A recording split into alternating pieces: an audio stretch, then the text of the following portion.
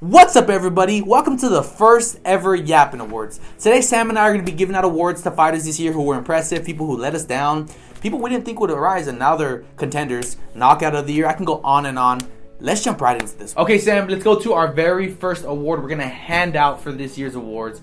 Knockout of the year. We're starting off strong. Who do you got? I have my guy, the man, the myth, the legend, Jiri. All right, against Khalil. Now, I know there's probably been better knockouts, but this guy, the way he slept this man, all right, the man just went on the ground, done. Like, it looked like he died, honestly. I'm glad he's alive, but it was crazy. And I can't be mad at that, bro. Watching that fight, I have it, ranked pretty high as far as how good it was. Bro, it had everything. It had the storyline. It had Yuri losing, getting murked, and then turning to an absolute maniac and getting the fight done somehow with a nasty shot, and Khalil went down. The tree went down, bro. Khalil Roundtree can never finish fight. And it pisses me off. He starts off so hot so many times. Like, bro, hit the treadmill, dog. Maybe lose some of those muscles. Lock in, Khalil. I like you. I want you to win some, bro. He can't. That was a great fight. I'm not mad. But it's not better than the choice and the award I want to hand out. It's got to be the Ilia Topuria, bro, for knockout of the year. Against my boy, Charles Oliveira. This hurts me. This pains me to say. I'm an Ilia hater. Everyone knows this. It's well documented for the 6 people that follow us. It is well documented. I am an Ilia hater. But after what he did to Charles, bro, it was just insane. I couldn't pick it because of the pain. Yeah. So I just kind of it happened, but I'm like, ooh. Put out your memory. You forgot about it. No, I can't be mad at that, bro. What he did to him, he hit him. He came in the ring, and then he just hit him. As he's going down, he hits him again. And he was flatlined after the first punch. He caught 2 extra ones just because Ilia was having a bad day. It was tough to see, bro. But that was just so vicious and just so dominant. It was so dominant. I had to give it to him. But yours was good too, but Ilia takes the cake for me. He gets the award. Okay, this has been a good year for a lot of fights. We just talked about 2 good ones. But let's talk about the fight of the year. Now, we have such a big catalog of fights to go from, right? There's big names, small names, to championship fights, to contending fights. Which 2 guys do you want to give the award to for fight of the year? I got to go with Brandon Royval versus Joshua Van. Oh, man. Really? That was a banger of fight. The whole time, like the way it started to the way it ended, it was just pure chaos. He was just throwing, swinging, no grabbing. I was surprised because Royval likes to grab a couple times. Yeah. He never did it once. I think because Brandon Royval, he adapts to the people he's fighting to, right? So Joshua Van, he's a striker, so it's like, let's strike.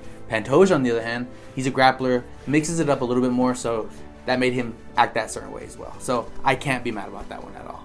The fighter I want to hand out the award for fight of the year is going to be, you talked about it already, Yuri versus Roundtree. Oh, bro, that was we talked about it. It was such a good fight. It was so exciting. These guys never seem to disappoint us. Both of them, really. I mean, even Roundtree, right? He lost. He's on the losing end of a lot of these fights, but he makes it exciting. Against Alex, that was so fun. Alex was, kind of putting a clinic on him. Nevertheless, it was fun to see. That's not true, because when he fought Alex in the first 2 rounds, it was like, damn, what's wrong with my boy? He even got dropped. Even at that point, even when that happened, I never felt like Alex was in trouble and he was going to lose. So when he got dropped, I felt good. Now let's get into our next award. We have Best Card of 2025. I'm going to be honest with you. When we were making this one up, I was like, there hasn't been a fight card that just blew everything out of the water like UFC 300, right? There's been some historically amazing cards. This year, I was like, it was kind of harder to find because it was in pockets. So let's start with you. So for me, it was 320. The reason why is because it would start off with submission. Then we got a knockout, with Jiri and freaking Khalil. And then, it let it down a little bit with Marab and Corey, but it was still entertaining, but it was just a little bit of a letdown. However, Alex versus Ank, the return of the king. Let's go. I mean, I had to agree. That's the one I have as well, because there was so many options, right? Like we talked about it, there was limited, so it made it harder. Because I was like, where do I go? You said it right there, bro. The main event. Alex got his lick back finally against him, and we didn't know if he was gonna do it. We had no idea. Could he get it done? Was he gonna get murked again? He came out swinging. The aggression. He wanted blood, bro. He wanted that Amazonian revenge. So I have to give it to him as well. So definitely 320 was the best card for me. There was some contenders, but 320 it gets the award. Okay, next award holds this very special place in our heart. We're going with the Best Yapper Award. Basically, best person on the mic.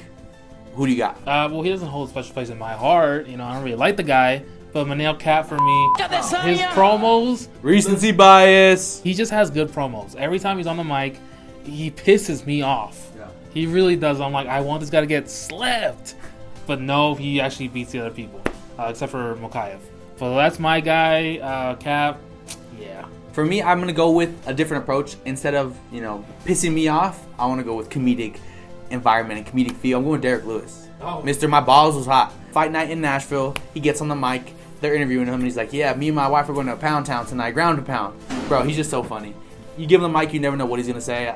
I can't help but be appreciative of him. Every time it's just cinema. Oh, he's hilarious. Next one, best fighter under 26. Sam, who gets the award for you? I feel like I have a bit of an idea, but let's hear it. Joshua Van. Yeah. I mean, this guy came from nothing. 23 years old, unranked, suddenly took 4 fights his whole year, and he went up to freaking a champion. Yeah. Like, that's like a Rocky story. Yeah. That's like, when does that ever happen? Like you said, he was unranked, bro, and he fights these people. And it's not like he's getting it done in boring ways or even like ways that are controversial, minus the last fight, of course. But he's so exciting, bro. He wants all the smoke, and it's like, yo, where'd this dude come from? Shout out to Joshua Van, dude. He is a dog out there, and we need more of him.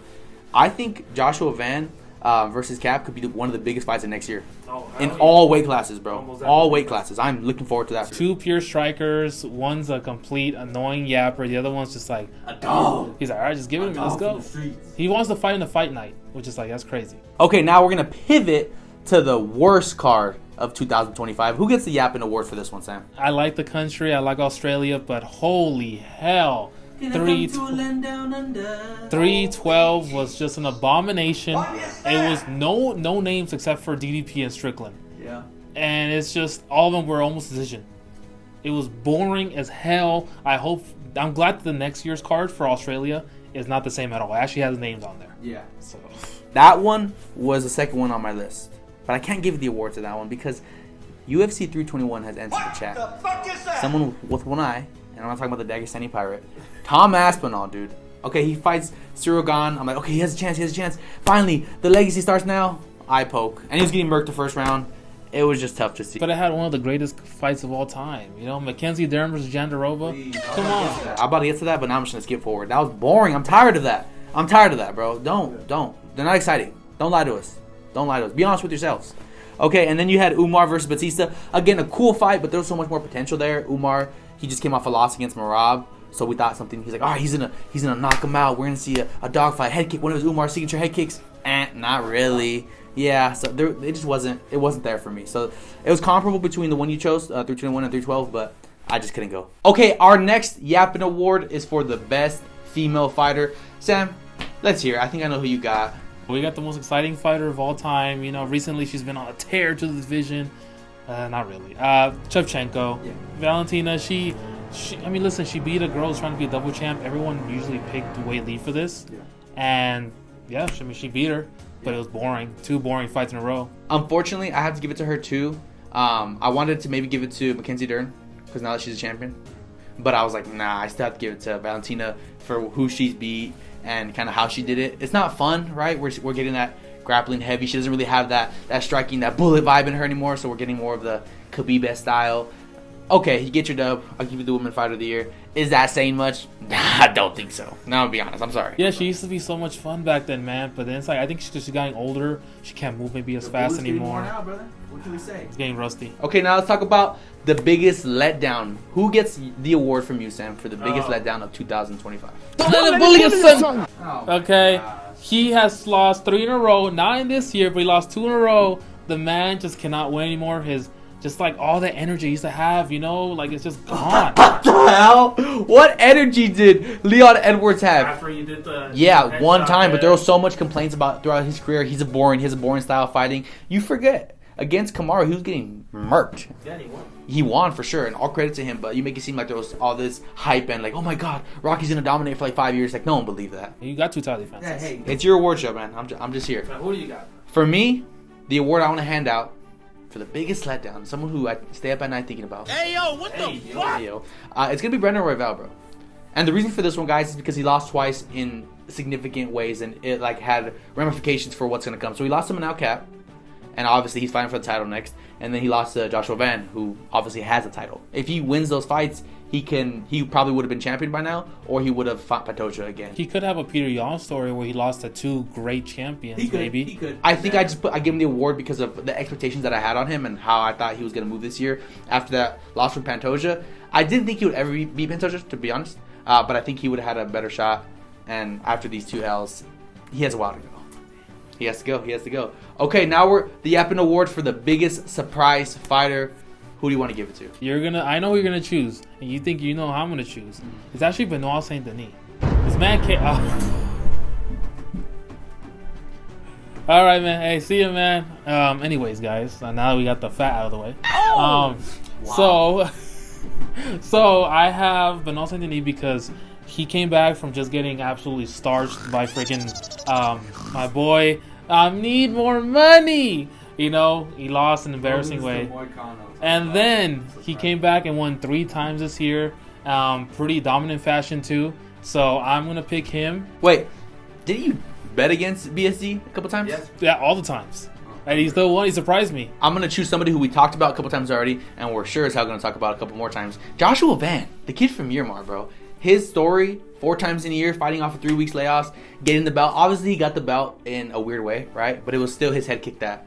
Catching the head kick and pushing him down that resulted in an injury. You have to give it to him, bro. The most impressive thing for me was the fighting 3 weeks back to back. That's insane. That's insane, bro. We don't see that. We don't.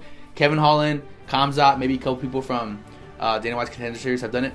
But after that, we don't really see that for him to do that and progressively go from unranked to the freaking champion in the same year, bro. He has to be the biggest surprise of 2025. He just has to be. Okay, guys, we're down to our very last award. I hope you guys enjoyed kind of what we talked about today. This one's going to be a fun one. We say the best for last. We have the Fighter of the Year. Sam, as we're wrapping up the show, who do you want to give the Yappin Award to for the Fighter of the Year? I'm going to give it to my guy. Look, he lost at the end, but he's still a GOAT, all right? Marav Devashvili, he is him, okay? Listen, whether he be a grappling fight or a striking fight, he's just going to bring it every time. And he fought 4 title defenses in 1 year. He didn't win the last one, sadly. He had 3, but still, to do that is amazing. We don't see that anymore nowadays. He's just a special kind of fighter. I mean, he is. You have to respect what he did. Like we said, we don't see that anymore, ever. People don't fight 4 times a year, unless you're Joshua Van. Wait, didn't Joshua Van win his 4 fights, though? And Marab lost his 4 Come on now, dog. Yeah, weird how that works. Okay, well, I have to respect that answer. Marab's a dog. He's obviously a GOAT. A GOAT. He's not the GOAT. Let's slow down.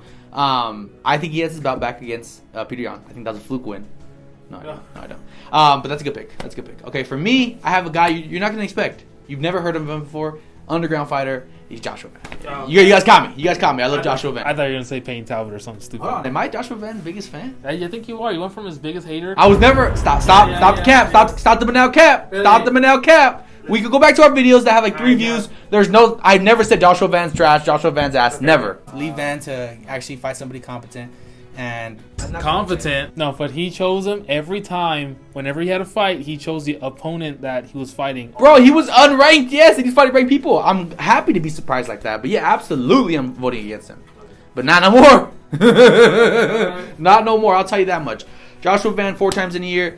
I mean, need I say more, bro? Need I say more? He's the champ now, young kid. Shout out to Miramar, man. Okay, guys, well, that's going to do it for our very first Yappin Awards, the first annual. I hope you guys liked what we talked about today. Let us know in the comments. Were some of our takes trash? Would you give different awards to different people? Let us know. That's Sam. My name's Angel. This is the first ever Yappin Awards. Shout out to Johnny. We'll catch y'all later. Peace.